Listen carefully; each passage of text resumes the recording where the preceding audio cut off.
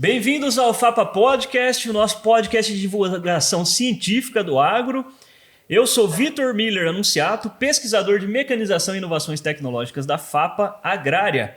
E Feliz Natal, como diz meu filho, né? Porque estamos muito próximo do Natal e eu ainda não vou fazer papel de Papai Noel porque não branqueou a barba. Tem outro barbudo aí, rapaz? Trouxe outro barbudo aqui com a gente, né? Que Ele coisa tá aqui boa. fazendo inveja pra mim, que a barba dele tá mais bonita que a minha. Mas e, meu pelo amigo, menos você? a tua não tá branca ainda, né? Só os cabelos que já foi. Tá bom. Então tá jóia. Eu sou Fabiano Pacentiuk, pesquisador de milho e feijão da Fundação Agrária de Pesquisa Agropecuária. Aqui nós transformamos pesquisa em conversa, conversa em conhecimento e hoje desejamos Feliz Natal, Vitão! É isso aí, cara. E de presente para os nossos ouvintes, o que a gente trouxe aí? O cara que no último episódio gerou frisson da galera, né? Pediram de novo, não demorou muito, né? Não demorou muito. Alfred, bem-vindo novamente ao nosso podcast. O cara já tá batendo aqui, começou e agora tá batendo cartão. Ainda aqui, bem que ele demorou para vir, mas começou a vir mais vezes, né? Isso aí. Alfred, por favor, se apresenta novamente para os nossos ouvintes aí. Que favor. Beleza, né? Que presente ruim, né? Imagina o pessoal descendo para a praia, lá para BC, escutando esse episódio, né? Que beleza, antes do Natal. Bacana. Bom, meu nome é Alfred Tetzer, sou pesquisador de fitopatologia da FAPA Agrária, né? Há 15 anos já, tempo de casa, então bastante tempo, com um desafio novo recentemente de assumir a área de fitopatologia. Então, responsável aí pelas decisões de manejo, junto com nossos agrônomos, para controle de doenças nas principais culturas. Legal. Alfred, Natal, a gente pensa, né, em festa, tomar vinho, cerveja, champanhe, né, comer peru, tender, aquela festança toda, mas tem outras coisas que estão fazendo festa no campo, né, se a gente não cuidar. Com certeza. Mas antes de a gente entrar nesse assunto aí das festas dos fungos, né? Por que o Richard ganhou cerveja e eu tô ganhando água? É uma dúvida que eu tenho aqui. O que muda aí? Cara, aí você tem que pedir pra produção aí, né? O nosso editor, não sei o que aconteceu. Filipão, o Hélito, direitos né? iguais aí, né? Final de ano, festa, confraternização. Eu tô tomando água aqui nessa caneca aí. O pessoal já marca aí o Felipe e o Hélito nos comentários, pergunta o que tá acontecendo, que não tem mais cerveja aqui nos episódios, né? O Fabiano tudo bem, né, Vitor? Mas nós, né? Gostamos pouco, né? Se o Richard pode, nós também podemos, né? Mas beleza. Na verdade, vamos entrar só para descontrair um pouco, né? Realmente, né? Nessa época do ano, agora não basta ir para a praia, né? Tem que olhar um pouco pros desafios que estão por vir aí, né? Dentro da nossa cultura da soja, basicamente. Nós vamos falar hoje sobre talvez duas das principais doenças da nossa região. Doenças que, se não controladas, tiram muito potencial produtivo. Basicamente, mofo branco e a ferrugem da soja. Legal. Né? Esse acho que é o principal recado agora, nessa época, que nós temos que construir o nosso manejo. Bom, o pessoal que não viu o episódio que nós gravamos contigo anteriormente, basicamente a gente começou estruturando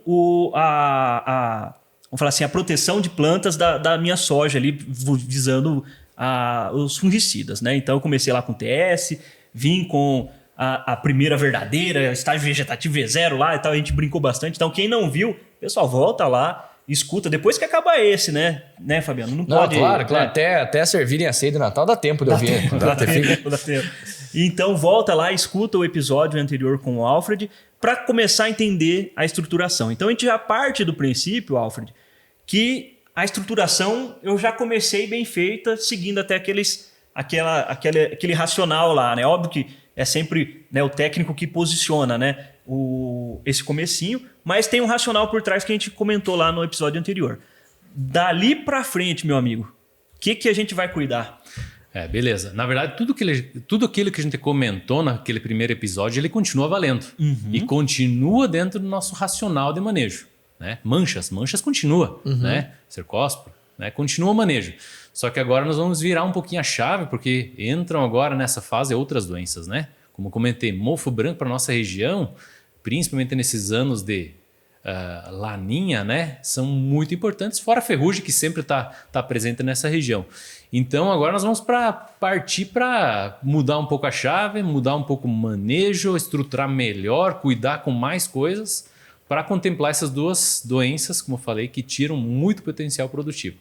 Acho que talvez vamos começar com o mofo branco, que é uma doença, assim, pensando na fitopatologia bastante interessante, para o produtor nem tanto, né? Mas acho que são cenários bastante interessantes, né? Estruturas de resistência que ficam no solo, inóculo, então é bastante interessante. Muito ao encontro do que a gente falou lá das manchas e depois falar um pouco de ferrugem, que aí depende de outras situações, mas inóculo vindo de fora, outras estratégias. Beleza? Não sei se pode ser dessa forma. Rapaz do céu, só ouvir essas duas palavras já deve ter agrônomo se coçando aí, né? O mofo branco eu gosto só de ver na garrafa de cerveja, quando tira assim, ela vem bem, né? Isso não precisa ter controle, né? Não. Alfred, acho que você colocou ali algumas palavras, mas o que mais me chamou a atenção foi laninha e mofo branco. O que está associado a isso? Para a gente vai começar a entender a biologia do fungo ali, né? Legal. Vamos entrar nesse ponto bastante interessante. Então, mofo branco precisa de algumas condições para ocorrer. Primeiro, o inóculo, né? O inóculo pode vir com a semente, a gente pode comentar isso mais para frente, mas o inóculo normalmente vai estar na tua área, principalmente nessas regiões. A gente fala que o mofo branco é uma doença que normalmente está associada a regiões com maior altitude, 700, 800 metros. Não pela altitude em si, mas sim pelas condições mais amenas, né? Então, pode dar mofo branco em condições de ambientes ou regiões com altitude mais baixa? Sim, né? Contanto que tenha ambiente para isso. Então a gente tem que ter temperatura um pouco mais amena, água, né? Então o esclerócio ele vai germinar com a presença de água também, então mais ou menos a capacidade de campo, e o inóculo. Então a gente tem que pensar nisso. O que a gente fala? Por que isso é tão importante para nós? Principalmente quando a gente fala em anos de laninha. Normalmente as noites são mais frias, né? E se eu pegar, por exemplo, uma temperatura ao redor de 20 graus, claro que isso varia, né? Essa é uma temperatura ótima para a taxa de infecção, para a germinação, para a taxa de infecção. Então a taxa de infecção lá do ascósporo que cai, por exemplo, numa flor, né? Ela é favorecida por essas temperaturas mais baixas. Por isso que então essa é uma doença que está fortemente ligada a esses ambientes, essas regiões com altitude mais elevada, né? Claro que no inverno, por exemplo, posso ter mofo branco em outras culturas que não soja, basicamente por clima, né? Não necessariamente está ligado a isso. Inverno normalmente já é frio, já é frio. Então, mesmo regiões mais baixas, abaixo de 700 metros, podem ter mofo branco sim, mas aí muito mais relacionadas à época do ano, do inverno, do que efetivamente de um evento climático. No inverno, as culturas que podem ter problema com mofo, daí não seriam as gramíneas, né? Seriam as crucíferas, a grosso modo? Na verdade, assim, o mofo Sclerotina sclerotiorum, né? Agente causal do mofo branco, ele infecta várias culturas, né? Vários hospedeiros, plantas daninhas, mas não gramíneas. Tá. Então, pode atacar diferentes dicotiledôneas, né? E aí não necessariamente só crucíferas, né? No inverno, plantas daninhas, por exemplo, também podem ser hospedeiros, digamos, alternativos para mofo branco. Então, por isso que é uma doença complexa, né? Então, a gente nem entrou ainda na parte de esclerose, resistência, etc e tal, mas já entramos nos hospedeiros, né? Então, eu tenho hospedeiros durante o ano inteiro, principalmente na nossa região, e podem fechar ciclo, e aí que é interessante, pensando logicamente para a fitopatologia, que eu vou alimentando o meu solo com inóculo, né? E aí o negócio começa a ficar bacana, né? Bacana para controlar.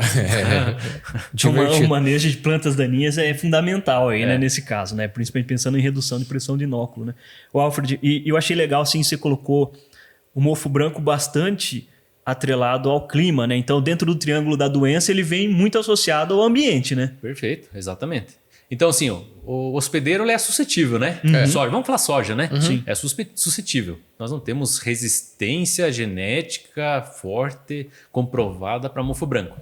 O que nós temos sim é olhar, a gente tem alguns ensaios junto com o Gustavo lá, que a gente olha assim, opa, essas cultivares elas são mais propícias a mofo branco, mas nós não temos resistência genética. Né? Então, isso também é uma estratégia de manejo, né? Puxa, se eu tenho uma área que eu tenho histórico de mofo branco, né, que eu já sei, por que eu vou colocar uma cultivar altamente suscetível, que tem lá um período de florescimento maior, que, enfim, são várias características, que tem folha grande, que dificulta o meu manejo, né? Então, a gente também pode usar o hospedeiro ao nosso favor, digamos assim, escolhendo um pouco melhor a questão de genética. Mas frisando que todos os nossas cultivares de soja são suscetíveis a mofo branco. O ambiente, como nós falamos, essencial. E aí nós temos o patógeno ainda associado dentro desse triângulo, que é um cara bem complexo de manejar por vários sistemas que a gente vai aí tratar daqui para frente. Eu acho que é legal, Alfred, a gente amarrar então, né? A gente já pensando no patógeno, entrando ali, alguma coisa que ele tem, óbvio, um ciclo de vida bastante peculiar, vamos dizer assim, bastante dele mesmo, né? Que é um fungo ali que é diferente realmente. Mas um negócio que você já falou algumas vezes aí e que eu lembro de ter escutado, assim, eu lembro de ter estudado, né, obviamente, mas depois virou meio que um jargão, que a flor é doce para ele. Que é o raio da flor é doce para ele? Qual que é a relação dele com a flor, né, da soja, isso. No caso? Então, assim, a infecção basicamente está ligada à floração, mas nem sempre. Isso acho que a gente vai tentar destrinchar aqui um pouco. Legal. Mas vamos lá, vamos um pouco para o ciclo, daí a gente vai destrinchando isso, né? Eu acho que isso é bacana. Então, por exemplo, tem um esclerócio no solo, vamos tentar fechar o ciclo, né? Então, esse esclerócio que é uma estrutura de resistência, né? É o cocôzinho de rato lá, né? Exatamente. Condições climáticas favoráveis, lá a soja fechando a entrelinha, o que acontece? Se eu tenho lá comprimento de onda que favorece isso, esse esclerócio ele vai germinar, basicamente. Então vai lançar uma estirpe, dentro dessa estirpe vai formar um apotécio, que é basicamente um cogumelo, vamos chamar assim. Cogumelo, Dentro desse cogumelo tem ascas que liberam ascosporos. O que são os ascosporos? É o esporo dele para fazer a disseminação. Então estou lá no solo, né? Fechou a entrelinha, começou a florescer. Normalmente vai coincidir esse período, né? Mas eu preciso normalmente dessa entrelinha fechada para fechar o triângulo e ter menos radiação solar para esse esclerócio germinar. E aí esse ascosporo ele é lançado para o ar.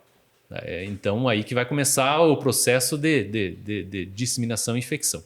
Né? E é lançado para o ar a alturas grandes, né? 2, 3, 4, 5 metros, olha inclusive. Só. Se vocês pegarem, por exemplo, um girassol, né? Você tem mofo branco lá em cima, né? Então ele chega lá em cima, né? Mas claro, na soja nós estamos olhando essa dispersão aí no nível do solo. E por que é a flor? Então a flor, principalmente a flor lá já senescendo, ele serve como um substrato para que esse ascosporo germine e colonize então os tecidos.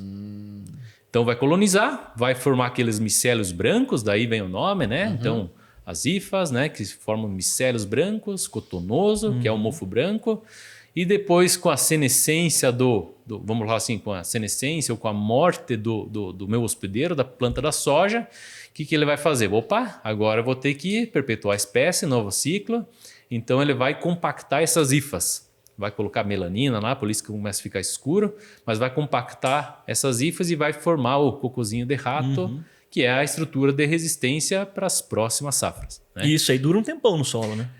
Existem assim, fala assim, 10 anos, né? O pessoal fala muito em 10 anos, 10 anos. Sim, pode até ser 10 anos, mas a maior parte ela perde viabilidade nos primeiros anos. Né? Mas assim, depende de profundidade, vários fatores, iluminação. Então pode durar sim bastante tempo. Então é uma estrutura de resistência do fungo para esperar uma condição ideal para daí começar o ciclo de novo. Então essa é uma informação bem importante, porque se eu errar o manejo ali no final da soja, eu retroalimento o meu sistema com inóculo, né? Por isso que é uma doença tão importante. né? Fora essa questão de resistência, né? Então, puxa, mas ano passado não tive mofo branco, por que esse ano eu tenho, né? Então, esse esclerócio estava lá, ou veio de fora, né? Por semente, ou ele foi multiplicado aí há um tempo atrás, né? Mas normalmente a gente tem essa germinação, vamos colocar assim, desse esclerócio nos primeiros anos. É mais importante. Né? Aí, novamente, estratégias de manejo importantes. Então, por isso que ele está ligado à flor, porque a flor, primeiro, condição ambiental, fechamento da entrelinha, condição lá de umidade, microclima, umidade, então favorece essa infecção. Ela é um substrato muito importante para essa germinação.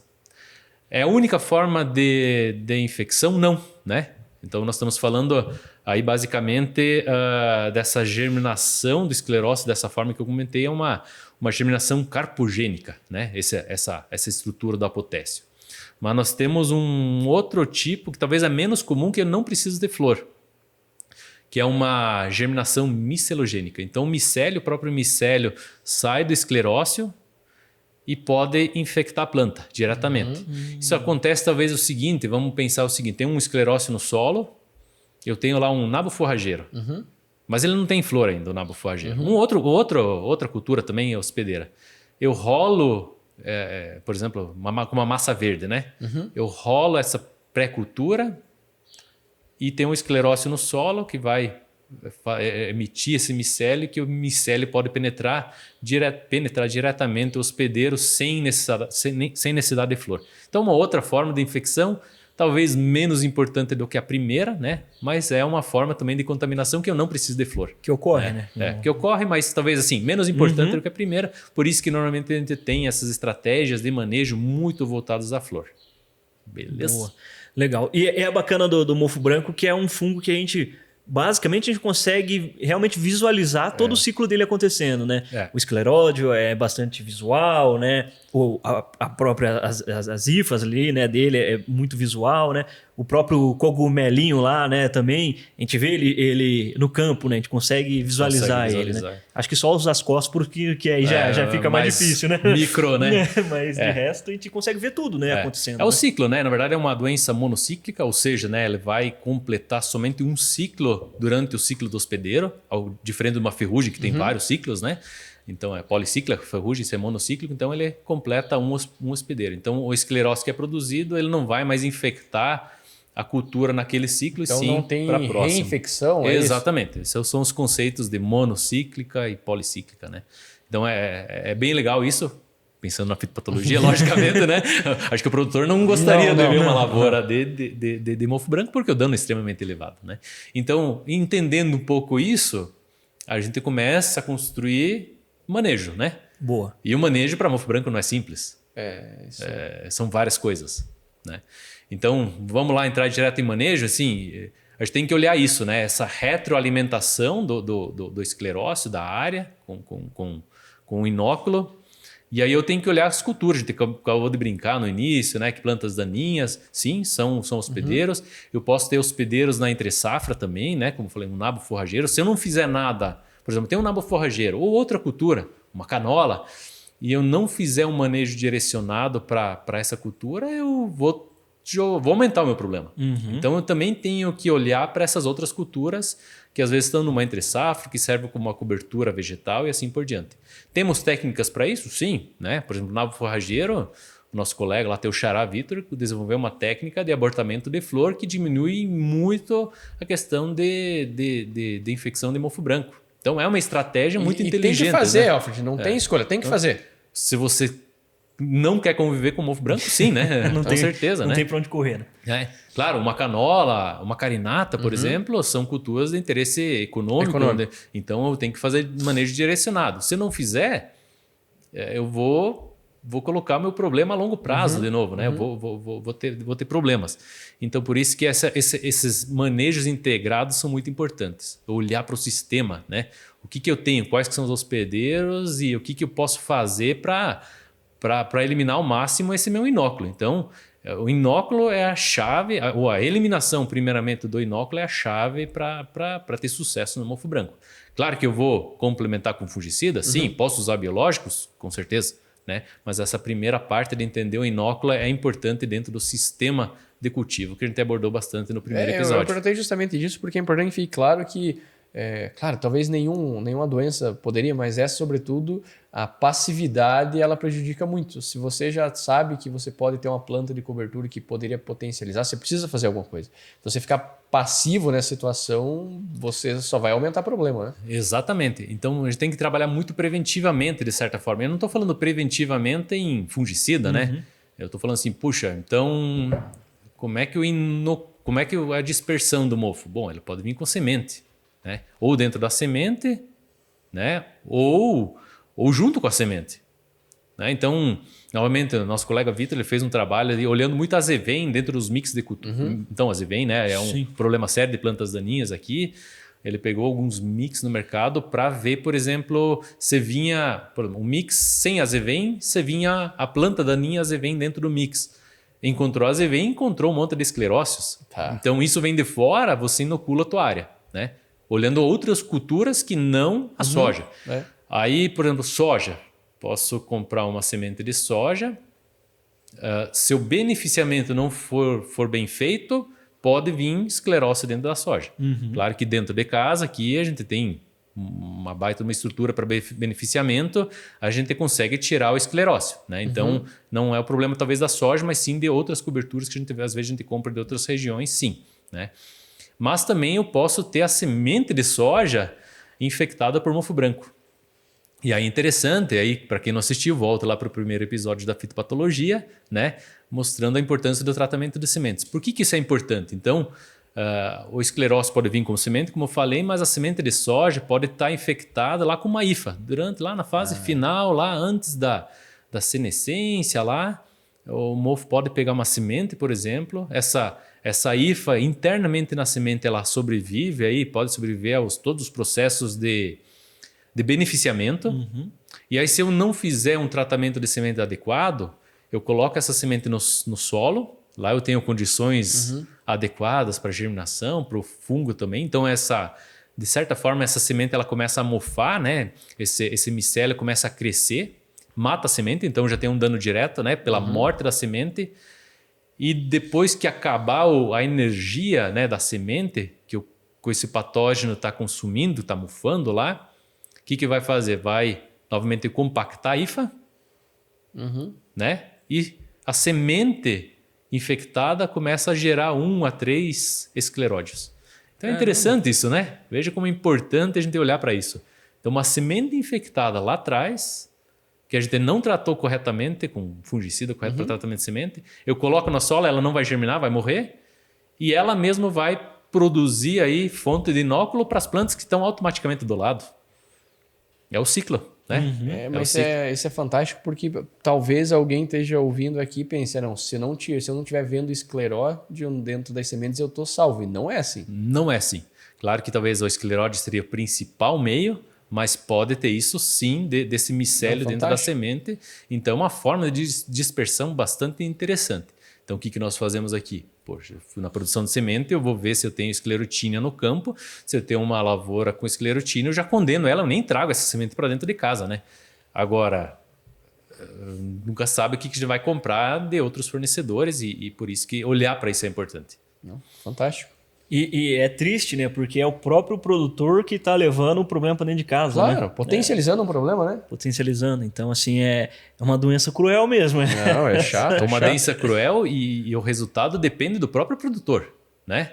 Então, vamos lá, e você vai... É a mesma coisa de quando a gente fala em manejo de plantas daninhas, né? A gente não fala manejo de plantas daninhas para a cultura, né? É sistema.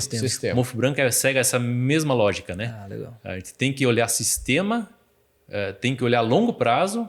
É diferente de uma ferrugem. Ferrugem, estou olhando aquela safra. Sim. Acabou, tá? Tem o inverno, sumiu.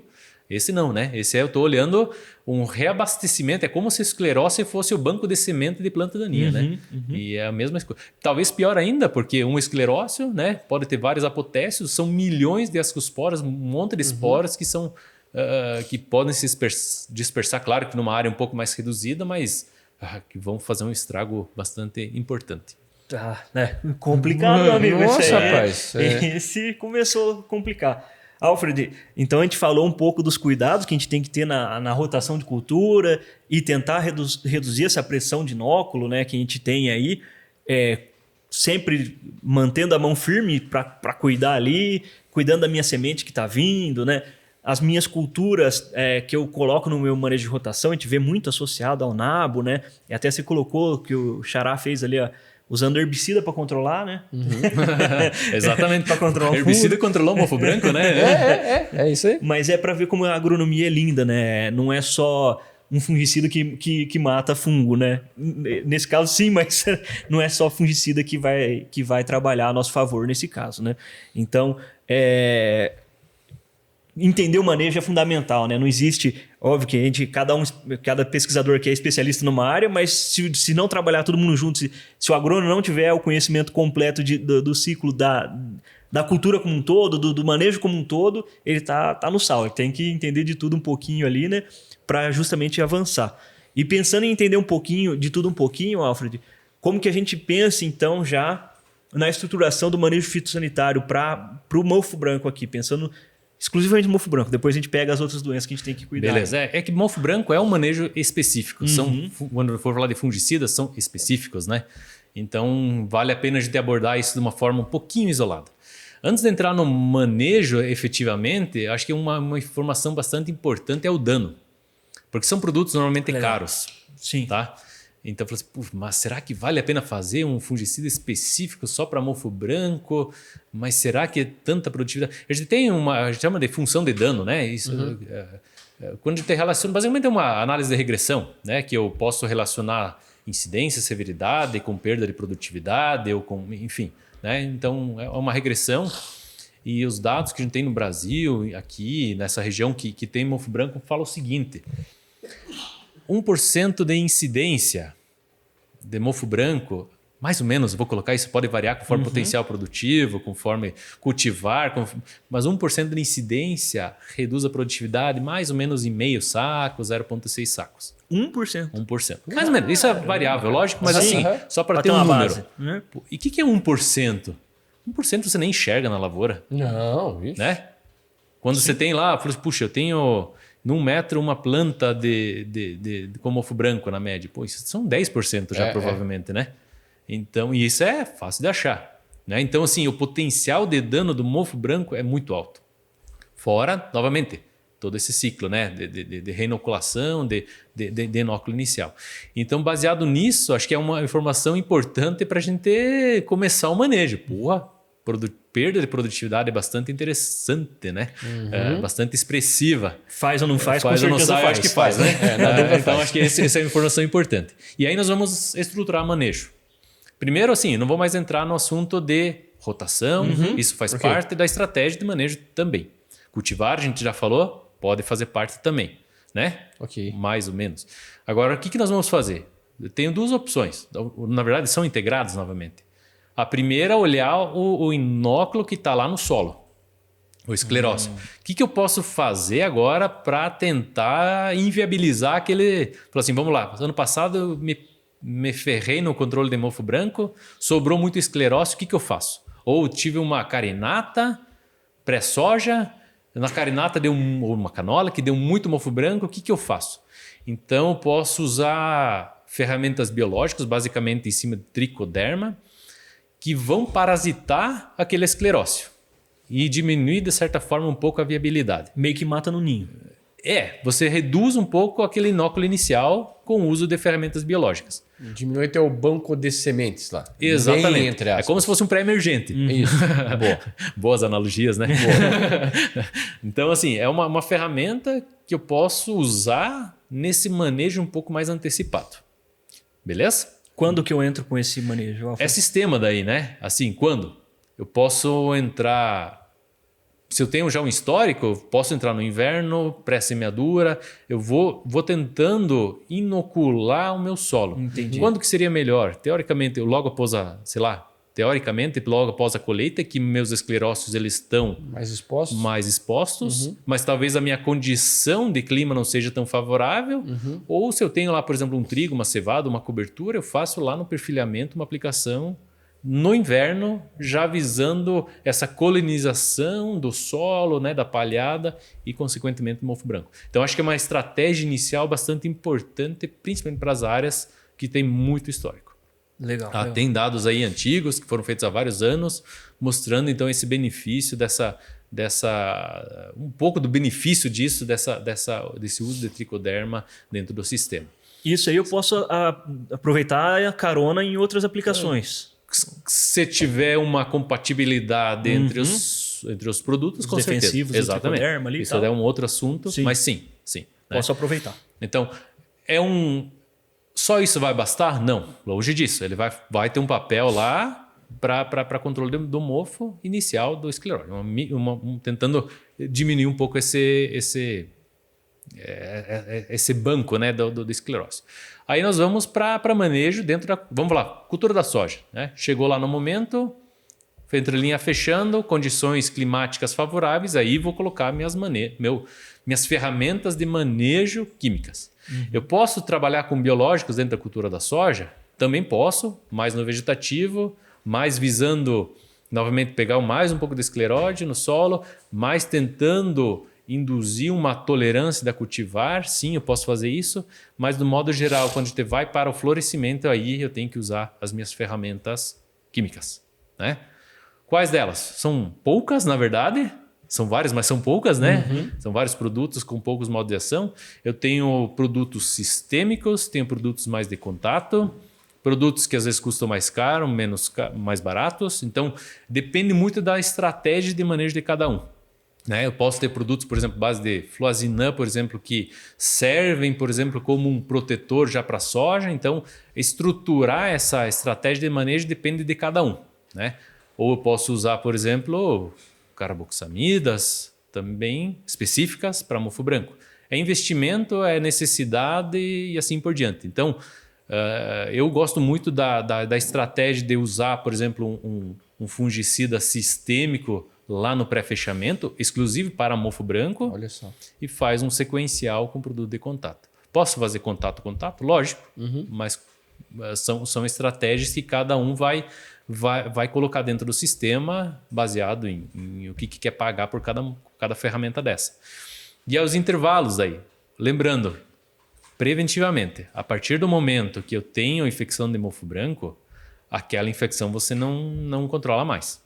Mas eu vou usar um produto de contato. Pessoal, já foi. Né? Então, sempre olhando a proteção, por isso que faz muito sentido essa aplicação de sistêmicos mais no início. A gente nunca sabe como é que vai virar o clima, então se eu tenho lá um produto sistêmico, principalmente dentro do meu cenário de manejo, eu tenho mais tranquilidade para passar. Né? Quantas aplicações? Talvez seja uma pergunta. Depende, né?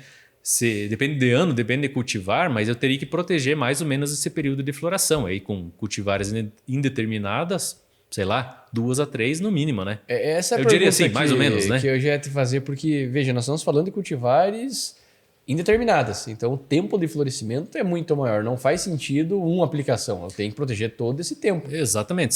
Claro que existem aplicações mais importantes? Sim. A do pré-fechamento é a aplicação mais importante para mofo também, né? Então, essa você não deveria errar nunca, né? Mas o sequencial, ele também é importante, né? E aí, vai variar um pouco o sequencial ou intervalos?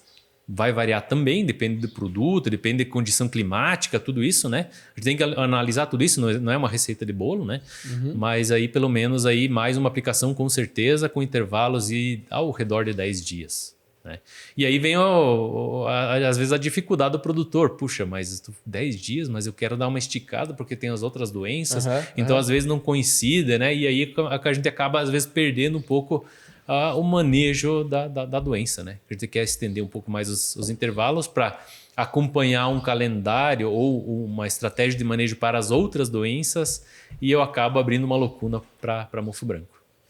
Alfred, eu lembro quando eu estava na graduação lá em Londrina, isso lá por 2010, 11 ali, por ali, a gente teve vamos falar assim, um surto de mofo branco, ou só se falava de mofo branco ali na região.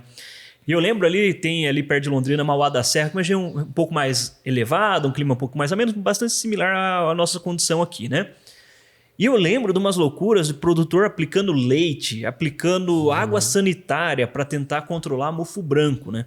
E isso reflete o desespero do produtor de estar vendo o lucro dele indo pro ralo, né? E tentar fazer alguma coisa, né? Na época, até o manejo ainda era um pouco ainda, né, desconhecido, assim, o pessoal tinha muita dúvida, né? A gente já falou aqui, né? Eu aplicando ali, vendo a IFA, vendo o mofo branco mesmo, né? O pé de soja ali já mofado. Eu vou fazer uma aplicação, aquele pé ali já tá condenado, né? Mas como que eu tenho um indício de que meu manejo está funcionando? Visual mesmo, como que o produtor acompanha a evolução ou não evolução da doença no campo? Para ele saber, não, estou fazendo certo, ou preciso ligar para o meu agrônomo de novo para ele vir aqui dar uma olhada, porque alguma coisa está escapando, né? Bom, uma boa pergunta, né? Então, o mais certo, deixa uma área sem aplicar, você vai ver o dano, né? Assim, claro que ninguém quer fazer isso, né? Então, o sucesso disso é, primeiro, olhar o apotécio que está lá no solo, que naquele momento vai ser teu principal disseminador. E se você tem um apotécio lá e não tiver doença, quer dizer que você está tranquilão, né? Que você fez o papel certo. Porque eu falei, não existe corretivo. Né? Eu falei assim, sanitizante, etc. Cara, vai dar uma diminuída naquele micélio, mas aquela planta morta, né? Exato. O mofo branco está dentro, né? Inclusive, o esclerócio é formado dentro lá dos vasos da planta depois que ela morre, né?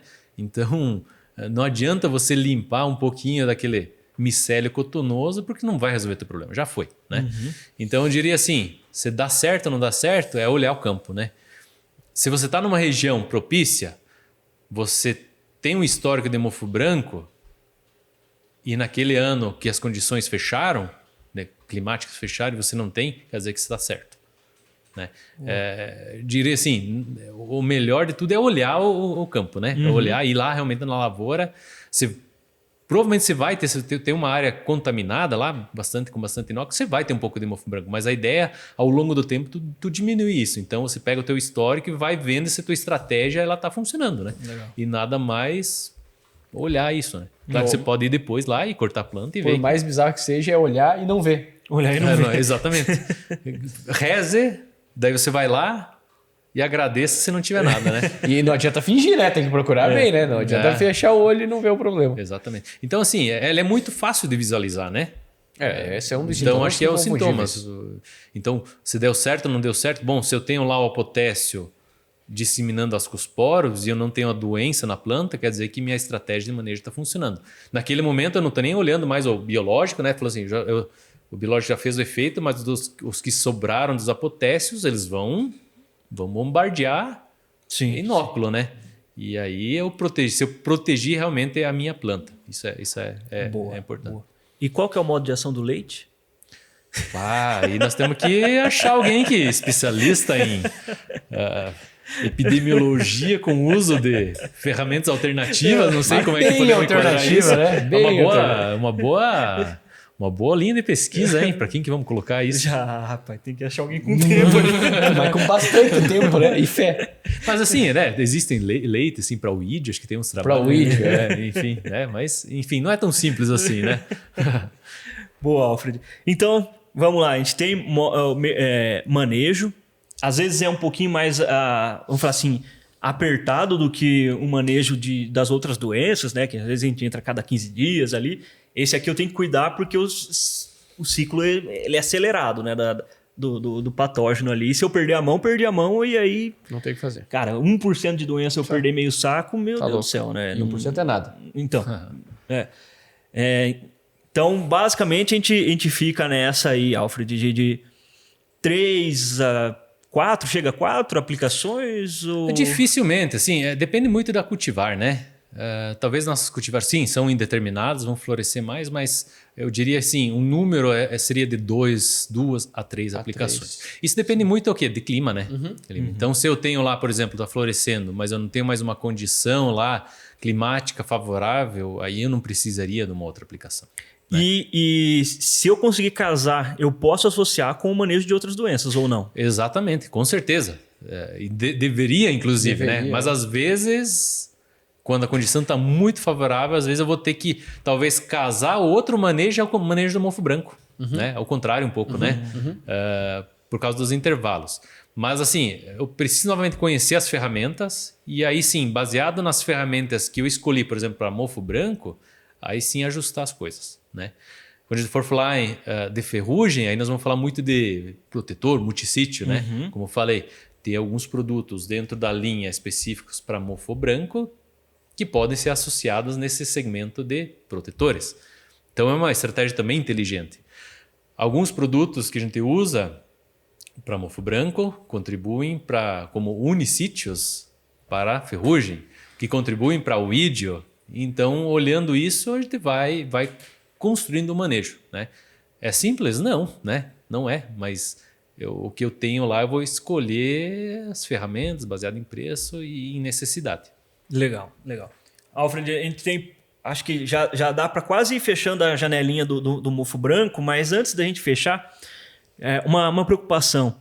Você falou em poucos modos de ação que a gente tem, né? Algumas ferramentas que a gente tem ali. Já existem casos de resistência do mofo branco para fungicidas ou ainda... Como que tá? Bom, Vitão, o que eu tenho aqui em mente... Não sei te dizer. Não sei dizer. Não, pergunta a resposta mais honesta. Depende, mas acredito que não. Por exemplo, para um flazinã, acredito que não. Porque ele tem um grau baixo de risco de resistência, teoricamente. As outras moléculas são moléculas mais novas, então acredito que não tem a pressão de seleção ainda estabelecido para isso. Certo. Né? Então acho que não. Pelo menos uma notícia boa dessa doença. Não, e eu não pergunto daquele rodapé de laboratório que os caras fez uma pesquisa lá no finalzinho do mundo e tem, chega a resistência. Não é isso. O que é a resistência, né? Isso. Resistência nós temos, né? Isso de fato, porque assim, teoricamente na biologia nós temos os indivíduos resistentes. Então, naturalmente, para qualquer patógeno, para qualquer produto, enfim. Isso existe, é intrínseco a essa questão de patógenos. Nós não colocamos, não expomos o patógeno a ciclos suficientes para a gente ver isso acontecendo no campo. E é legal se Então, nossas ferramentas, elas são efetivas ainda. Sim. Vamos colocar assim. E por ser monocíclico, né, também, ele tem... Demora, né? Exatamente. Mais ciclo só, exatamente. Então, a gente não tem essa informação, mas as ferramentas disponíveis, elas são ainda efetivas para o manejo. Acho que isso é a informação que tem que sair daqui, que elas são importantes e elas são efetivas dentro desse manejo. É que eu tava fechando a casinha do mofo branco, falei, só faltava o lazarento ser resistente. Não, também. não. Aí ferrou, né? Não, tem que ter uma coisa menos pior, ruim, né? Bom, acho que podemos ir fechando essa janelinha, Alfred, e já abrindo outra, que aí entra a ferrugem, que aí sim é a rainha das doenças para a soja, né? Ou tem outra mais expressiva aí? Na verdade, a ferrugem, sim, claro. Acho que todo mundo que conviveu com ferrugem sabe o potencial de dano também, extremamente elevado, agressivo, é policíclica, então muitos ciclos muito curtos, né? Claro que fortemente influenciado pelo clima, né? Então, acho que é uma doença que o Brasil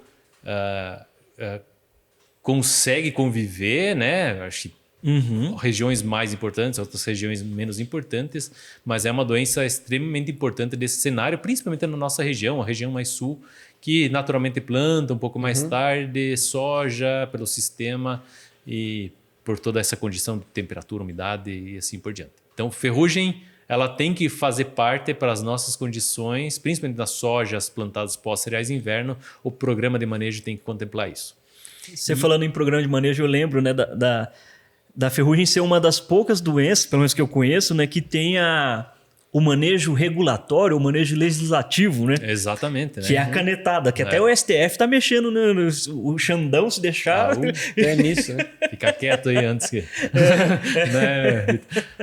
Exatamente. E isso foi um acerto muito importante, porque senão a gente não ia conviver com essa doença, né? É uma doença que hoje tem o patógeno, tem muitas mutações que complicam um pouco a performance de alguns produtos. Então, esses métodos legislativos, vamos colocar assim, eles são importantíssimos para quê? Para a gente diminuir o inóculo inicial. né?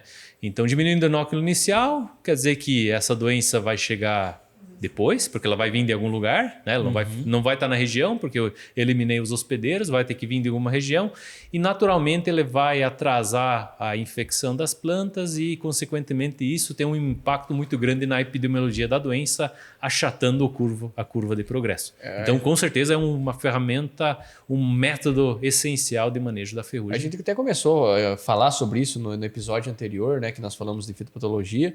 Isso é devido muito à característica do patógeno, que ele é biotrófico, isso. Exatamente, né? Então, biotrófico, então eu preciso do hospedeiro vivo. Perfeito. Então, são poucos os hospedeiros que hospedam o fungo da ferrugem. Então, eu eliminando basicamente soja, eu elimino esse inóculo inicial. Né? Claro que ele vai ter em outras regiões, Sim. etc. e tal.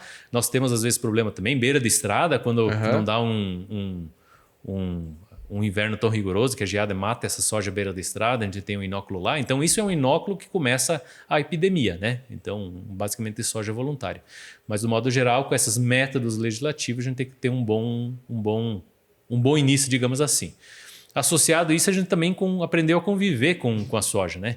A gente aprendeu que plantar cedo é bom para evitar aquelas pressões altas no final. Claro que isso varia de região para região, de ano para ano, então é importante. E da mesma forma, as cultivares, né? Cultivares mais precoces também têm contribuído para encurtar a janela de exposição a esse patógeno. Então, são ferramentas fora as ferramentas, estratégias químicas, são estratégias muito importantes para conviver com a ferrugem. E a ferrugem, se a gente pensar na cultura da soja a nível nacional, houveram alguns marcos, né? Então, a entrada dos transgênicos, em algum momento até a própria helicoverpa, né? E a ferrugem é um dos marcos também importante para a cultura da soja, né? A questionamento que se tem, e eu espero que a resposta seja não, né? Não querendo lhe induzir, mas a gente tem anos que tem mais ferrugem, ano um pouco menos, mas você acredita que a gente já aprendeu com V o suficiente para não ter um cenário que nós tivemos lá no início do cultivo da soja, que a ferrugem, quando entrou no Brasil, ela quase dizimou a cultura, pelo menos naquela safra? Bom, vai muito de encontro ao que a gente acabou de discutir, né, desses métodos. Se a gente está completamente seguro, não. Por vários motivos, principalmente performance das ferramentas, é um deles. E biologia também, né? E a biologia, né? Então, a gente tem que considerar isso, com certeza. Os hospedeiro é suscetível, né? Então, eu diria assim, é uma doença que preocupa ainda. Ainda não está controlado, não está resolvido e está longe de resolver. Acho que isso é uma questão bastante importante. E, querendo ou não, falou assim, no passado. Mas no passado talvez também é um pouco diferente. É uma questão também de fitopatologia. Veja, lá no passado, aquelas cultivares tinham um índice de área foliar, sei lá, de 7, 8. É verdade. Hoje nós temos, sei lá, 5, 5,5, vamos colocar assim, uma média. Bem. Isso também, de certa forma, tem muito a ver com a questão de epidemiologia. É tecido sadio, a área fotossinteticamente ativa, né, a área sadia. Então, por um lado, sim, a gente mudou as cultivares, por outro lado, né, no sentido de ciclo, etc. e tal, por outro lado, a gente diminuiu, colocou no limite inferior a área foliar disponível para atingir esses altos tetos produtivos, tem a ver com índice de colheita e tudo isso, né?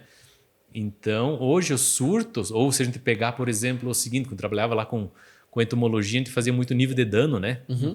Pelo simples fato de eu ter aumentado a produtividade ou ter diminuído o índice de área foliar, eu diminui automaticamente o meu nível de ação para ferrugem. Então, hoje é o seguinte, eu não posso ter ferrugem porque eu tenho perda. Porque minha área de foliar, ela está no limite inferior. Quanto que uma folha representa hoje é bem mais proporcionalmente do que representava no passado. Exatamente, né? Então, no passado eu poderia me dar o luxo, inclusive para lagarta era a mesma coisa, de perder a área foliar, porque isso até melhorava minha produtividade. Tem uns dados que mostram justamente isso, de aumentar. Hoje não, nós estamos no limite. Então, essa mudança também falou assim, nós estamos agora trabalhando mais no limite, e por isso que a gente sempre trabalha ferrugem preventivamente, cuidado, níveis extremamente baixos de severidade, etc. e tal. Né? Bom, a gente vê então que a ferrugem, ela basicamente se limita a quase dois manejos ali, né? O vazio sanitário, que a gente já comentou um pouco, né? Esse não está na nossa mão, né? É uma lei, então tem que seguir e acabou, né? E depois, basicamente, a gente parte pro químico, né, Alfred? Ou tem mais alguma coisa que dá para fazer ali no meio? Não, vamos lá. São as principais, a época da semeadura, tudo isso, né? Essa parte mais de sistema. Temos cultivares resistentes também, né? A ferrugem asiática. Sim. Né? Então, isso quer dizer que eu não posso aplicar? Não. O que essas cultivares têm? Elas, de certa forma, a gente comentou no episódio lá do período de latência, né? Então, eles esticam o período de latência. Ou seja, vai demorar mais tempo para aparecer a lesão, a esporulação e assim por diante. Isso reduz o número de ciclos, consequentemente o número de gerações. Isso facilita, de certa forma, o meu controle também. Então, a taxa de evolução da doença numa cultivar tolerante à ferrugem ela é menor. Então, facilita. É uma estratégia de manejo. Principalmente para, às vezes, aquele plantio mais do tarde, né, que tem mais risco. E posso usar essa estratégia junto com o fungicida. Sim. Então, acho que não é errado em falar isso, em usar essa estratégia. E claro que nós vamos para fungicida, vamos para intervalo, entender fungo, para daí complementar essa estratégia. Agora, fala assim, fungicida isoladamente não vai resolver o problema. Por quê? Nós temos, para ferrugem, isso é clássico, né? Nós temos muitas mutações que conferem resistência a várias das nossas moléculas, performances às vezes mais drásticas, menos drásticas, ou resistências parciais, que necessitam, então, conhecer tudo isso para montar melhor a minha ferramenta de manejo. Tá? E falou assim, então, assim, pode pegar lá os dados publicados pela Embrapa, lá você vai ter, inclusive, moléculas isoladas, o que é melhor, o que é pior, né? Mas nós temos que conviver, nós estamos convivendo com essa ferrugem. Então, veja, quando a ferrugem entrou no Brasil, a gente tinha triazóis. Logo depois, surgiu mutação para triazol. Começamos a usar triazóis mais estribilurinas. Logo depois surgiu mutação com menor sensibilidade das estribilurinas. Lançaram carboxamidas. 2 anos depois, algumas carboxamidas perderam eficácia. Então, a gente estava uma mistura tripla. Hoje nós estamos colocando multisítio. Multisítio ainda não tem resistência comprovada, né? Então, que nos confere uma segurança para esse manejo. Né? Então, ficou complexo, né? Nós estamos evoluindo. Moléculas novas vindo? Sim. Né? Mas não vai resolver o nosso problema. Não, jamais. Tá? Então, isso é importante. Para a ferrugem, nós sempre temos que olhar para essa questão de resistência. Multissítios obrigatórios. Né? Temos vários não. Temos opções de basicamente 3, 4, se eu colocar o fluozinano na jogada, que a gente comentou lá no mofo branco. Acho que uma questão importante é olhar formulações. Acho que talvez merece quase que um episódio completo, integrado entre as áreas de pesquisa. Mas o que a gente está vendo? Por exemplo, vamos dar um exemplo, proticonazol. Poxa, você tem proticonazol. Se você nivelar a grama de ativo de proticonazol entre produtos, tem produtos muito bons e produtos horríveis. Então não basta mais olhar para o ingrediente ativo, eu tenho que olhar para produto. Eu tenho que olhar o nome comercial. Inclusive produtos com formulações novas performando melhor com menos ativo do que os outros, sabe? Acho que o Vitor também trabalha com isso, né? De certa forma. Então isso é um cenário muito importante para a gente considerar dentro desse cenário de ferrugem. Principalmente de ferrugem, mas vale para todas as outras doenças. Né? É curioso porque lá atrás, né, você pensava, não, você pegava os triazóis, as estrobilulinas e já era suficiente para você traçar um paralelo, né? Agora você falou que nós temos que entrar dentro dos grupos dos triazóis, então eu estou olhando um prótipo. Mas já não basta mais, eu tenho que olhar o produto em si. Então, mesmo que seja uma ferramenta isolada, que a gente já sabe que não funciona, ainda assim o nível de informação que eu preciso tem que ser um ajuste muito fino. Né? Então, a pesquisa aí é importante. Acho que aí vai muito ao encontro do que está escrito aqui, né? do lema desse podcast, né? De transformar a pesquisa realmente numa coisa prática, aplicável. Isso com certeza vai fazer toda a diferença, né? Então, às vezes, puxa, mas esse produto é mais barato, eu vou ir para esse produto mais barato. Cuidado. Cuidado, né? Lembra que 1-2% de severidade também de ferrugem é É um dano bem severo na produtividade. Então, isso faz parte da escolha dos produtos. Claro que talvez fala assim, o cooperado, o agrônomo, vamos colocar da agrária, da FAPA, talvez ele tenha essas informações, mas no mercado nem sempre. Então, por isso que talvez, assim, olhando o mercado, para quem não tenha essas informações tão mastigadas, bom, tem a rede de ferrugem lá da Embrapa, tem um consórcio antiferrugem, que você vai ver mais ou menos como é que está a dispersão lá dos inóculos de ferrugem, né? Nós temos um programa interno que olha isso, então é um pouco mais tranquilo, mas temos ferramentas olhando para o outro público que talvez não está assistido por uma cooperativa que tem a pesquisa para ter essas informações, ou pelo menos parte dessas informações, né? Então, isso faz parte da estratégia de manejo, sem esquecer as outras doenças, né? Então, nós estamos agora falando só de ferrugem. Puxa, mas se eu usar uma ferramenta aqui, talvez escapa as manchas de novo. Né? Se eu olhar só para a mancha, sei lá o quê, de repente escapa o ídio, né? Então, é um cenário complexo, né? Tem que ir balançando vários pratos ao mesmo tempo, né? E nenhum pode quebrar. Não pode cair, exatamente. O que me chama muita atenção da ferrugem da soja é a questão da rápida evolução dela para resistência, né? Então isso bota uma pressão em cima dos químicos gigante, né? Porque, cara, você imagina uma empresa investe perto de bilhão de reais para desenvolvimento de uma molécula e tal, né? E perder isso em 2, 3 anos é insano, né? É um investimento que com certeza fica arriscado a não se pagar, né? Mas, Alfred, eu queria que a gente entendesse um pouquinho mais a fundo essa associação de sítio específico, multissítio, como que eu penso nisso, e aí até já te faço a provocação para a gente pensar no mofo branco junto, que a gente falou lá, né, que ele tem obviamente as ferramentas específicas para ele, né?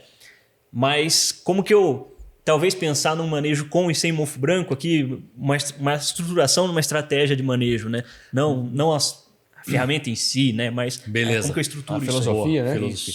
Então, assim, acho que para isso é importante entender. Nós temos o quê? Os sítios específicos, unissítios, que são o quê? Moléculas que vão basicamente inibir uma enzima alvo lá no sítio de ação. Então, fala assim, você liga lá e lá ela vai controlar o fungo. Bem específico, só. E nós temos os multissítios, que atuam em diversos sítios. Por isso que é multissítio, né?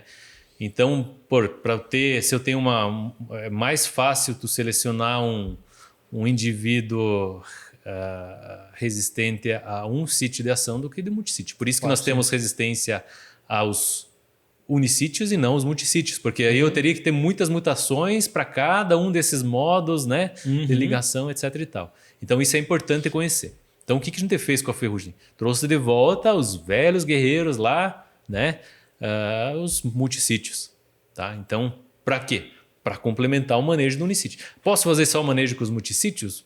Não, né? Porque são moléculas mais limitadas em termos, não de performance, mas assim, sistemicidade, persistência, agem normalmente mais por que a gente chama de protetores? Porque eles agem mais no sentido de germinação de esporo e não em infecção. Por isso que eu preciso do triazol, preciso das estribilurinas, né? Então eu tenho que associar isso, tá? Isso tem que ficar claro e por isso que a gente começa a associar moléculas, tá? Então, e aí pode falar assim, o que são os principais multissítios? Basicamente estamos falando de mancozeb, clortalonil, oxicloreto, os cúpricos. E eu estou colocando nesse bolo aí talvez o fluazinão, como eu comentei. Ele é um multissítio? Talvez não, mas o negócio ele é um protetor, porque o nível de chance de resistência dele de selecionar indivíduos resistentes é extremamente baixo, tem performance em cima de ferrugem, de outras doenças, então a gente consegue, num cenário mais tranquilo, trabalhar ele nesse formato de protetor. Tá? E aí eu vou escolher os meus unissítios, meus sítios específicos, baseado na ferrugem, na performance, no momento, né? E em que mais que eu quero englobar, né? Poxa, eu quero trabalhar com mancha junto no manejo? Pô, talvez eu vou usar um proticonazol. Eu estou olhando para outras coisas, daí eu vou estruturando. Claro que a rotação tem que existir, eu não posso fazer 3 aplicações de proticonazol, senão... né? Eu vou selecionar indivíduos resistentes. Inclusive, tem trabalhos publicados hoje que você seleciona ou aumenta a tua frequência de indivíduos resistentes para um grupo químico ou uma molécula dentro da mesma safra. Ou seja, se eu fizer 3 aplicações de tebuconazol ou proticonazol, no final da safra eu selecionei uma população alta, uma população com grande frequência de indivíduos resistentes a essa modo de ação. Então é muito rápido, né? Policíclico, né? Então olhar isso é extremamente importante, né? Nossa, essa é boa, né? Porque o cara, não, vou só ferrar com o meu futuro, né? Não dá para ele se ferrar na própria safra ali mesmo. Por isso que a rotação, rápido, né? A rotação ela é importante. Fala assim, triazol. E aí a gente tem comportamento, fala assim, triazóis, falando todo o grupo do triazol, tudo o mesmo modo de ação, mas tem performances diferentes dependendo de qual população eu tenho lá, qual resistência que eu tenho dentro da minha população do patógeno. Então eu posso rotacionar, por exemplo, um tebuconazol com proticonazol, ele é válido. Mesmo das duas moléculas agindo no mesmo, tendo o mesmo modo de ação. E eu acho que é uma coisa interessante para abordar. Então agora a gente tá vindo novas ferramentas, colocamos assim. Não só ferrugem, mas do modo geral para controle de doenças. E sim, moléculas novas, ok. Mas o que as empresas fizeram? Acho que é uma inteligência quase genética ou química, né? Elas fizeram moléculas às vezes mais enxutas, menores, que se ligam melhor ao sítio-alvo, se encaixam melhor lá no fungo para matar o fungo, de certa forma, olhando assim de um modo bem grotesco falando isso, né? Não é tão simples assim. E tem empresas que fizeram moléculas que elas são flexíveis. Então ela se adapta àquele, como a gente fala, chave fechadura, né? Às vezes você tem uma mutação que impede esse encaixe perfeito. Por isso que nós temos uma certa limitação de alguns produtos, né? Eles controlam mais ou menos. E essas moléculas novas, elas por ter uma mobilidade, flexibilidade, elas conseguem, de certa forma, se ajustar melhor a esse ciclo e a gente tem performance melhor. Se a alteração da fechadura não for tão gigante assim, ela consegue ainda adaptar. Consegue se adaptar e aumentar a performance. Então isso é uma questão importante, que nem sempre isso é formulação, né? Nem sempre é só o modo ativo, né? Estamos falando que a formulação é importante. É só um exemplo, sabe? Fora olhando assim, produto igual, com performances diferentes, que tem a ver com formulação direta mesmo, com tamanho de partícula, com tudo isso, né? E tem essa novidade aí, digamos assim, química mesmo, das moléculas em si, né? Que nada mais, o fungicida é uma molécula, né? Sim. Dela se adaptar melhor para funcionar melhor. Então é bacana isso aí também. É interessante porque, claro, não é o fórum aqui, e talvez em algum momento a gente volte a conversar sobre isso, mas às vezes o pessoal se questiona, puxa, é um produto muito semelhante com um custo bastante diferente. Às vezes está relacionado com isso que você está comentando. Com tecnologia, né? Tecnologia. Se você pegar assim, por que às vezes pegam uns produtos assim muito baratos e normalmente os baratos às vezes não funcionam tão bem? É uma questão de custo, né? É isso aí. Então, assim, fora a formulação em si, acho que o Vitor pode falar melhor do que isso, todos os inertes, etc e tal, todos os outros produtos, mas olhando só ativo, né? O que é uma empresa... Tem muito gasto energético para você moer, digamos assim, o ativo para transformar ele em partículas pequenas, né? Isso é um gasto energético muito elevado. Isso tem custo. Agrega custo. É natural. Isso aí. Não tem. Então você às vezes tem duas moléculas iguais, uma barata, porque foi moída, vou chamar assim, grosseiramente, e a outra que foi investido tempo, energia, custo, para transformar ela numa partícula menor que tem mais efetividade.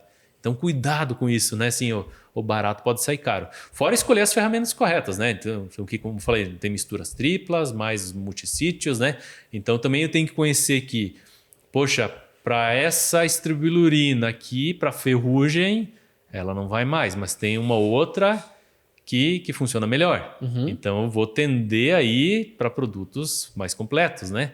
Da mesma forma, para carboxamidas, tem carboxamidas para a ferrugem, olhando, não tem uma performance legal, como tem outras que ainda permanecem com performances bacanas. Então, olhando para isso, conhecendo isso, eu vou montando minha estratégia de manejo. Não esquecendo do mofo branco, não desconsiderando o ídio e muito menos manchas foliares. Manchas né? foliares. E aqui a gente não está falando gaste mais e tenha uma melhor efetividade. Evidentemente tem que olhar na última linha, tem que ter rentabilidade. Com certeza. Mas claro, não fechemos os olhos para a qualidade e diferenças de produtos que a gente sabe que tem. Isso é importante considerar, assim, só para a gente fazer conhecer um pouco a importância, a gente falou isso um pouco no episódio, né? Então, se eu tenho minha principal aplicação, aquela do pré-fechamento, tanto para ferrugem, que eu construo meu manejo, permanece para manchas, para oídio e para mofo branco, então ali que eu vou investir, né? Ali eu não posso... Por que eu vou colocar um produto duvidoso lá, vamos colocar assim? Ali eu vou colocar a minha melhor ferramenta, nem que ela custe um pouco mais. E aonde que eu vou economizar? Vou economizar nas últimas aplicações. E nós temos esses dados mostrando o seguinte, né? Que você, tirando as aplicações em cada momento desse, as aplicações, elas contribuem. Se você vem construindo o manejo correto, elas contribuem muito menos para a manutenção do potencial produtivo do que as outras. Então, se eu for para economizar, eu não vou economizar nas últimas. Quer dizer, eu vou economizar nas últimas, não nas primeiras. Sim. Tá? Isso que é curioso, porque parece que é contrassenso, né? Exato, isso eu ia falar agora. E o que normalmente acontece? Né? Puxa, agora entrou ferrugem, agora que eu vou investir. Não, já foi. O povo quer gastar mais no curativo do que no preventivo. Exatamente. E isso foi um dos motivos pelos quais a gente perdeu as carboxamidas muito cedo. São preventivas, né? Tem lá o modo de ação deles, né? Então tem que ser aplicado preventivo. O que normalmente foi feito? E não é um erro do produtor, foi um erro de toda... Da cadeia, né? Da cadeia. Puxa, agora a ferrugem apertou. Agora eu vou colocar esse produto. Tarde demais. Tarde demais. Né? Então, acho que isso a gente aprendeu ao longo do tempo, né? Aprendeu. Então, manejo de doença a gente constrói. No final, a gente mantém. Boa. Tá? E aí nós podemos jogar a culpa lá no Vitão, né? Claro, é tecnologia de Eu aplicação. sempre falo assim, claro. se não funcionou, puta, é tecnologia de aplicação. Não aplicou direito, o produto estava aí. Essas pontas que você está usando, esse adjuvante, né? Vento a 15 km por hora se aplicando. 3 horas da tarde. Que na verdade é uma estratégia interligada, né? Também Total. não adianta eu usar minha melhor ferramenta e não cobrir. Mas eu vou deixar isso com você no episódio. Eu venho ali como host, daí nós... Boa, resolvido. Aí nós invertemos, né? Alfred, eu gosto muito desse racional que você colocou, né? Eu até sigo, aí até desvirtuando um pouco o episódio, eu até sigo isso no meu manejo de tomar uma. Porque quando eu vou tomar uma, eu me preparo para o final de semana tomar uma, eu começo com a cerveja mais cara e depois as mais baratinhas para o final, porque as mais baratinhas eu já tô bêbado mesmo, já nem vejo mais. Você nem aprecia mais, né? Eu tô tomando só para manter o grau. O grau e dormir tranquilo depois, né? Mas é basicamente isso, né, que a gente tá falando, né? Às vezes, se eu tomar mais cara lá no final, cara, nem tô sentindo mais o gosto, nem tô vendo mais. É o que a gente tá falando aqui, né? E aí, pensando, cara, no multissítio, no protetor ali, faz sentido eu usar mais de um? Porque a gente já falou aqui, né? Pensando em modo de ação ali, ele tem vários modos de ação, mecanismos de ação diferentes ali, né? Mas por que eu deveria pensar num clorotoluanil, num mancozeb? Aí eu falei assim, não, beleza, faz sentido por conta do mofo branco, mas por que eu faria até a própria oxicloreto de cobre ali, evitar fito, mas tudo bem, né? Se eu não baixar tanto pH, eu consigo ainda controlar um pouquinho a fito, né? Por que faz sentido eu também casar ou não faz sentido eu casar? Só taco o mancozeb para tudo e tiro as peneiras do filtro e já era. Isso está muito ligado ao que mais eu quero, né? Falou assim, nós estamos agora falando muito ferrugem, né? Mas nós temos, olhando os multissítios, para ferrugem, pega clorotoluanil e mancozeb, eles são muito próximos. Vamos colocar assim, em termos de performance, para ferrugem. Agora, se eu pegar, por exemplo, o ídio. Não, aí com certeza o clorotoluanil é melhor. Então, se eu tenho um ídio, eu vou tender a trazer um clorotoluanil das primeiras. Se eu tenho um mancha-alvo, não é nossa condição por enquanto ainda, mancozeb. Se eu tenho uma cercóspora, tanto faz, mas talvez um indício um pouco melhor para clorotoluanil. Então, eu vou fazendo isso. Por outro lado, assim, aqui já não tem tanto problema com fito, assim, mas assim, pós-proticonazol, tebuconazol, vão dar um pouco mais de fita na soja. Aí eu posso, principalmente nas últimas aplicações, mais no final, eu trago um mancozeb que vai reduzir um pouco essa fita. Então, assim, existe certo e errado? Não. O que eu tenho a mais, né? E aí tem outra questão, né? Puxa, eu não me adapto bem a mancozeb, porque é difícil. Aí vou jogar a culpa pro Vitor de novo, né? O pepino para ele, né? Então, assim, você tem opções, né? Claro que nós temos hoje mancozeb líquido também, né? Então, vai muito do que eu quero, né? Como eu falei, fora a questão do mofo, né? Que daí eu tenho produtos mais específicos lá que eu posso incluir dentro do meu manejo, né?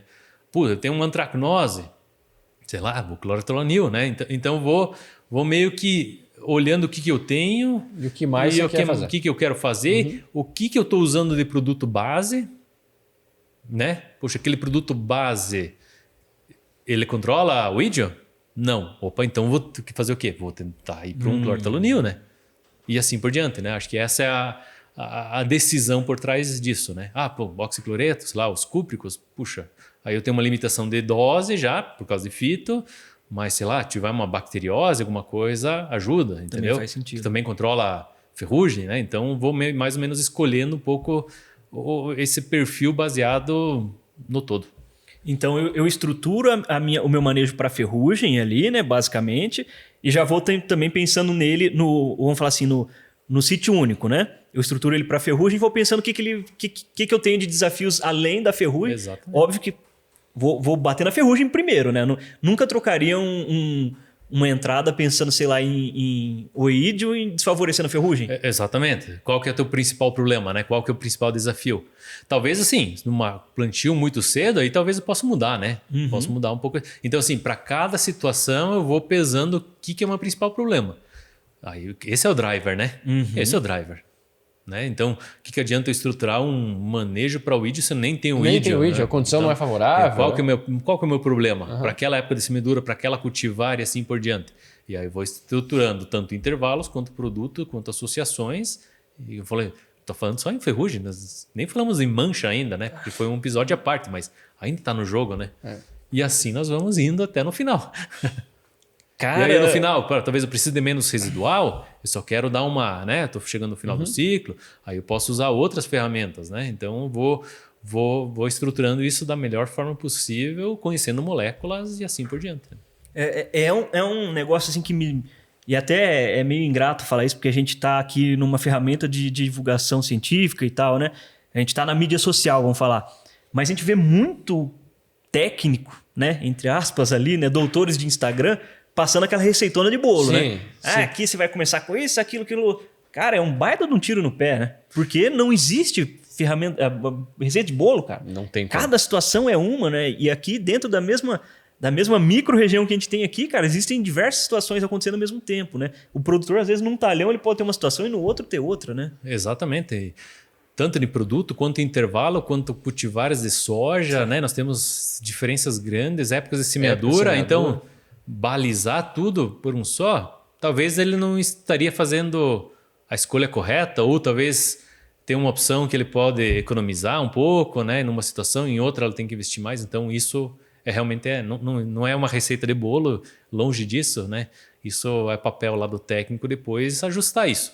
Nós temos bases, né? E aí quem vai empregar essa base, adaptar melhor essa base é o agrônomo, baseado em pesquisa, baseado em tudo que a gente conhece e constrói aqui. Pensando em agricultura de alta performance, eu costumo usar o exemplo da própria Fórmula 1. Fórmula 1 são carros de alta performance.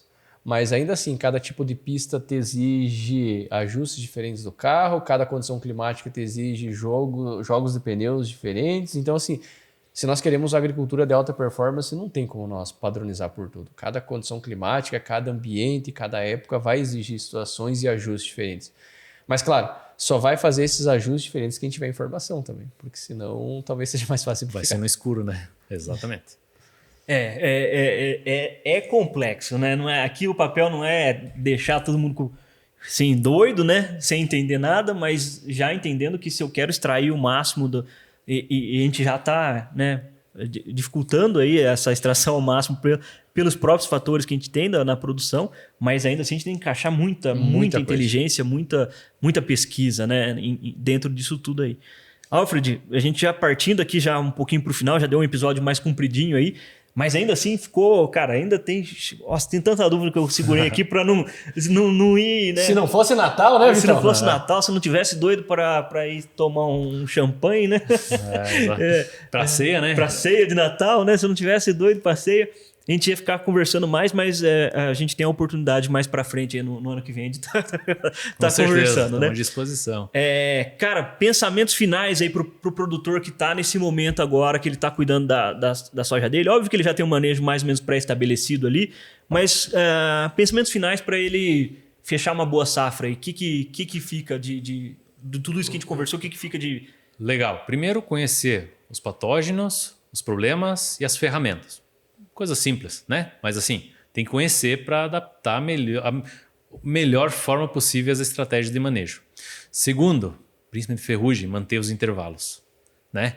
Isso talvez aqui não é tão difícil, mas quando você vai para outras regiões, que começa a aparecer uma seca lá na virada do ano, a gente quer estender os intervalos e aí começam os problemas. Então, cuidado com os intervalos, né? Isso acho que é um recado bastante importante. Mantenha os intervalos seguros para cada alvo, para cada situação. E acho que um recado assim é multissítio. Eu sei que é ruim às vezes misturar, e depois vamos perguntar ao Vitor como melhorar isso. Mas é essencial dentro desse nosso cenário de soja produtiva, menos área foliar, suscetível, problemas com resistência e querer produzir bastante. Então isso é obrigatório hoje, principalmente nessas aplicações mais importantes, para a gente manter nosso potencial produtivo e manter aí nossos patógenos sob controle. Boa, amigão. E aí, pegou já, anotou tudo? Tá com pedrada de informação, né? Dá para ir para a praia agora? Esse aqui gosta de ir no show do Thiaguinho, praia. Mas agora, com tanta informação que eu tenho, a gente vai ter que cancelar alguns compromissos e revisar algumas coisas. O Fabiano fala, eu trabalho com milho. Essa hora vai chegar ainda. Vai chegar. Bom, acho que tá pago mais um episódio aí fenomenal, cara. Gostei demais. Novamente, obrigado, Alfred, da disponibilidade, de compartilhar o conhecimento que iluminou aqui mais uma vez o nosso Natal, né? Fazendo analogia com as... Bacana, hein? E agradeço demais a parceria, né? A gente tem muita coisa ainda para discutir. Se envolver formulação, tecnologia de aplicação, a gente começa aí a entrar numa seara bem interessante. Bem bacana, né? Acho que vale a pena um episódio desse com todos os colegas, com né? certeza, né? Chamar todo mundo aqui, dar um facão na mão de cada um e vamos conversar aí, né? Bom, amigão, então, cara, gostaram do episódio aí? Vamos lá, gente. 5 estrelinhas no Spotify. Se você acompanha a gente no YouTube, é aquele joinha. Escreve, comenta lá nos comentários também, tanto no Spotify como no YouTube. Já um Feliz Natal também, né? Antes de mandar meu abraço, que vou desejar um Feliz Natal, um Feliz Ano Novo para todo mundo aí. Um aninho complicadinho, mas que tá melhorando, né? Depois do Covid, os anos só começaram a melhorar, né? Tá assim, aquela desgraça que a gente viveu do Covid já ficou para trás, né? Então, só estamos desejando luz e sabedoria para todo mundo aí no futuro. Meu abraço, cara, vai para um cara que por causa dele que tem esse projeto aqui hoje, basicamente, que foi um cara que me instigou a voltar a falar de podcast, que é o Rafael Nascimento, um amigo nosso aqui, que trabalha junto com a gente aqui, né? E ele que falou, Vitão, você tem que voltar, cara, gravar e tal, e nesse meio caminho... Até uma mensagem aí que encontrei meu amigo Fabiano aqui, que uma grata surpresa, que foi um baita de um colega aí, cara, que a gente nunca pôde...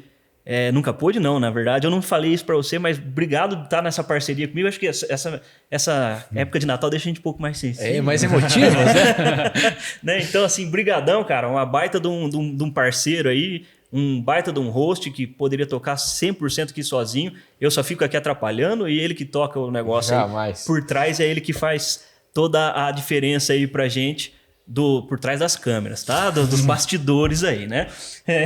O Filipão querendo se matar atrás das câmeras ali. E o Wellington também, 2 caras que sem eles também esse podcast não iria sair. Os caras que dão murro em ponta de faca aqui junto com a gente. Então vai um abraço para eles também, que vocês não veem, aqui não mostra o rostinho feio deles aqui nas câmeras junto comigo e com o Fabiano. Então, enrolei um pouco, mas era basicamente isso. Compartilha Feliz Natal, comenta Feliz Natal e vamos que vamos, né, meu amigo? Aproveitem que estão com a família reunida aí, divulguem pro pessoal o nosso trabalho, divulguem essas informações. Feliz Natal, esperamos que vocês, assim como nós, possamos desfrutar desse momento especial com a família. Descansem, aproveitem e continuem nos acompanhando. Para nós, a companhia de vocês é primordial. Feliz Natal, até a próxima. Bom, eu acho que vou fazer uma homenagem aos nossos pioneiros, porque sem eles que vieram para cá há 70 e poucos anos atrás, construíram tudo isso não seria possível. Então, para eles principalmente, mas para todo mundo que está nos assistindo, escutando, ein frohe Weihnachten und ein gutes neues Jahr. Boa, muito bom. Isso aí, brigadão, gente. Até mais. Até a Valeu, próxima. Alfred.